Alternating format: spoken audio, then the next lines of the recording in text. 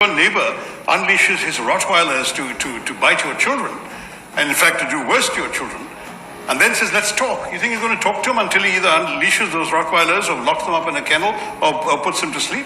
It's as simple as that. You're not going to talk to people who are pointing guns at your temples. It's not going to happen. That your own party continues to ask back home.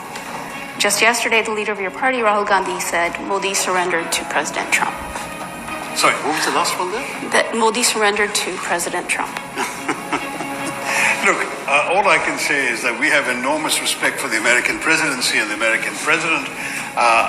All we can say for ourselves is that we have never particularly wanted to ask anyone to mediate. As I said, we have no real difficulty in speaking the same language as the Pakistanis. As long as they use the language of terrorism, we will use the language of force, and that doesn't require a third party. If, on the other hand, they were to dismantle the infrastructure of terrorism, we can talk to them.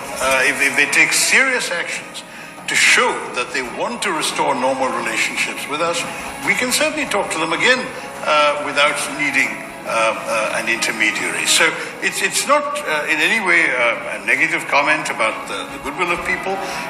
During this conflict, as I said, in any case, India didn't need persuading to stop. No one needed to tell us stop because we were telling them.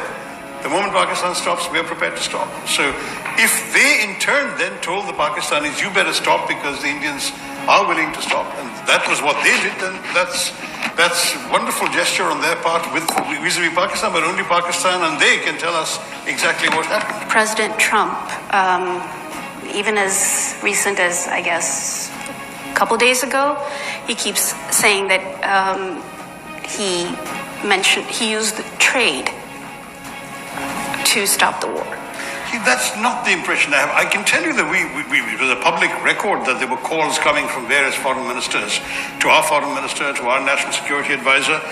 The US was amongst the most active in this regard, and that Secretary Rubio spoke to his Indian counterpart, Jaishankar. At one point, Mr. Vance, the vice president, called our prime minister. So there was a lot of calls being made, and that's true also the foreign ministers of the UAE, of Saudi Arabia, France, and so on. Many countries were concerned. My understanding is none of these calls was trade ever mentioned, not one. And certainly our information is that from our side, we gave a consistent response throughout, which corresponds to what I've just said to all of you, that we are only taking retribution for a terrorist attack. We are not interested in prolonging this conflict.